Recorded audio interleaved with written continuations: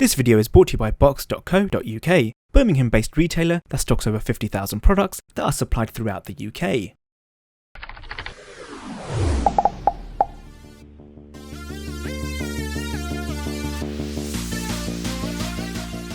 Hello everyone, this is Imran from Gaming Till Disconnected, and in this video we're going to be looking at the new MSI GTX 980Ti Gaming 6G.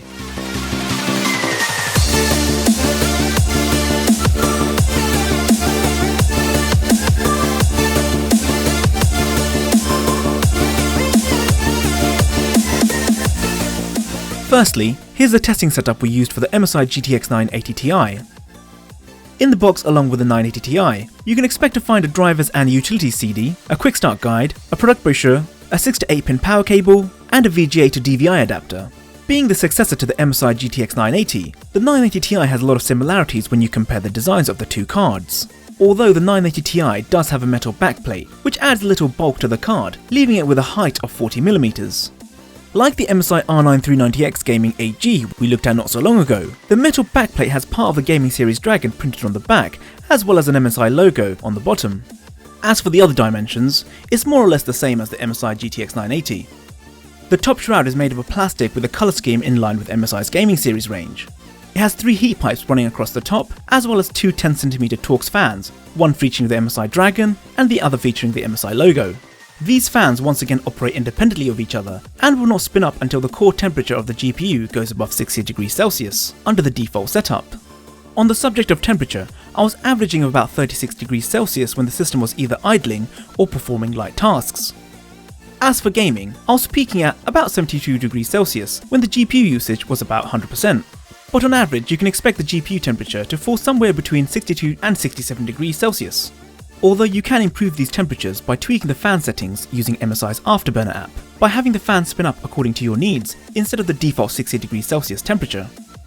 As well as tweaking fan speeds, Afterburner can be used to alter the voltages and clock speeds to overclock the card. However, if you want a simpler way to overclock the card, you can use MSI's gaming app, which comes pre-configured with 3 clock speeds: Silent, Gaming and OC mode.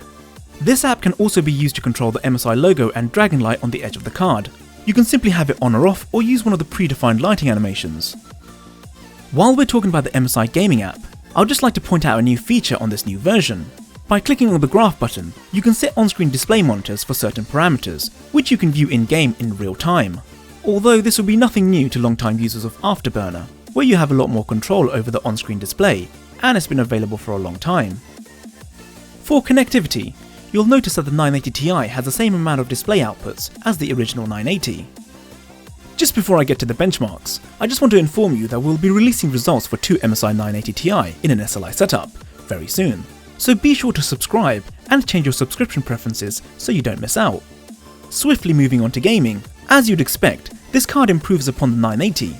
Bear in mind these results are in the default clock speed, known as gaming mode if you have the MSI gaming app active. If you're gaming at 1920 by 1080 resolution, you should have no issue maxing out all the settings on almost all games and get more than adequate frame rates. If you're on a higher resolution like 2.5K, you should still be able to play games at a very high or ultra graphics settings. Although for newer, more demanding titles, you may have to keep your graphics quality at a high or medium setting for that sweet 60 frames mark. Don't forget all these benchmarks can be found in the written counterpart to this video review at gamingtilldisconnected.com. You can click on the annotation or the link in the description box below. Before I move on, I just wanted to mention that we're still looking for writers on our website, so message us if you're interested. That link is also in the description. After using the MSI GTX 980Ti Gaming 6G, I wasn't the least bit surprised by its performance with our test games. If you decide to purchase this card, you should be more than satisfied with its results, especially if you're gaming at a 1920 by 1080 resolution. Although we are currently unable to get 4K results, we can estimate the outcome based upon our 3440 by 1440 results, that the MSI GTX 980Ti should have no issue running older games at 4K, but with newer, more demanding titles, you may have to reduce the graphics setting to a medium setting or lower to get smooth playable frame rates. Maybe an SLI setup will bridge that gap. But that's the MSI GeForce GTX 980Ti. Let me know what you think. We'll also have other 980Ti reviews from other brands coming out soon, so stay tuned for that. Thank you for watching. Don't forget we do have a written version of this video, so check that out for more benchmarks. If you like this video then be sure to give it a like, and if there's something we can do differently, then let us know in the comment section below.